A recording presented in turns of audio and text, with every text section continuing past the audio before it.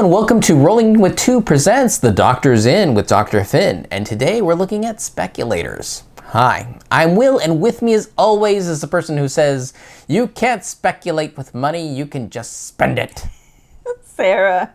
And she's about to tell us about Speculators. All right, invest in currencies and manipulate the market to maximize your gains. Okay, so the variability, their icons are going to be in different spots on every sheet. So that's the big thing.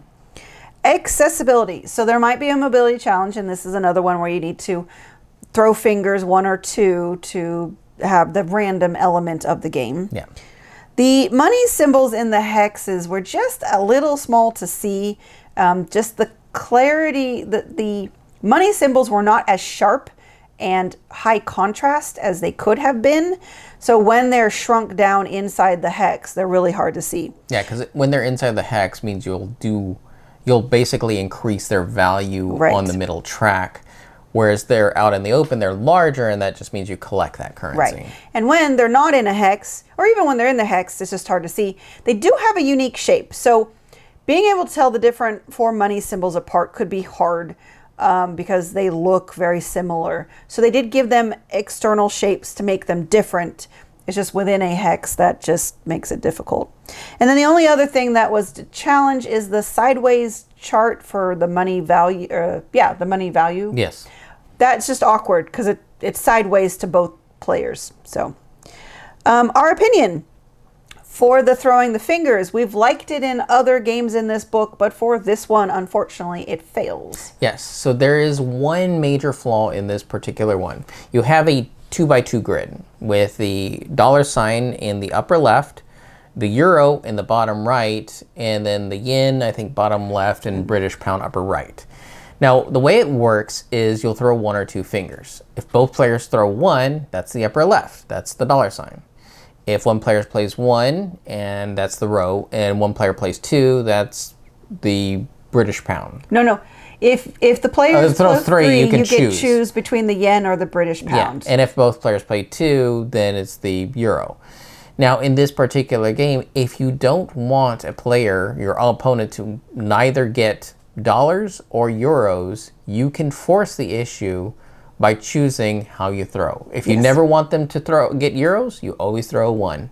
If you never want them to have dollars, you always throw two.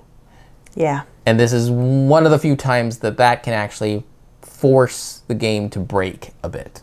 Yeah, because it takes out that kind of player agency, possibility. Also, the I cut, you choose, because you're supposed to be dividing up these monitors of symbols. It really doesn't matter till the end of the game. So for most of the first few rounds, we were just cutting across so everybody had the same number of symbols, and you just, obviously, if you took more time, you could break it up, but it's just hard to have an investment in making that kind of decision early on. Yes, because by the time it actually matters, the game's mostly done. Yeah. So that, I think, is it. So who this is for, probably gonna be those who like the I cut, you choose, plus the market manipulation. The market manipulation. Yeah. Because there is a definitely competition that's going on there. Right. Okay, rating. So overall, the book, I gave it a 5. This one, though, I gave it 2. It does have more flaws than the other games, and I really kind of felt it. And so I was like, especially when it came to like the I cut, you choose, I was like, only at the end did it even matter. Yes. And so I felt that was a shame because it has a lot of potential to have some interesting choices in it. It's so minimal, and at the end that I was like, I kind of felt I know who won. Yeah. Because I know how much everyone has collected and how much those values are worth, which is where the majority of the points exist anyway. Right. Okay, so I gave the book a 3 overall. 3. I give this one a 2. It's more because I had trouble getting invested in the game. I felt really indifferent. I don't like I cut, you choose normally. I don't really care much about, what did you call it again? Market manipulation.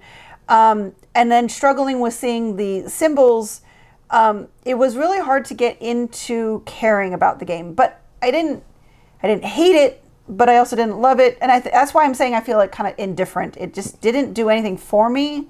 So I think it has potential, like you said, but it just didn't get there. Right.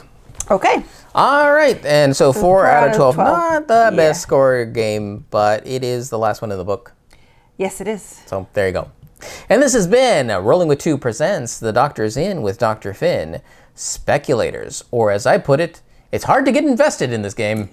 If you have any questions, comments, or concerns, you can reach out to us on the various social media platforms at Rolling with Two, that's TWO. We're on Blue Sky, Facebook, Twitter, and Instagram. For Discord, we have a channel on Tabletop Express. Check the show notes for the invite link. If you have time, check out the other content Nanaman has found for you, because remember, he's rolling with you.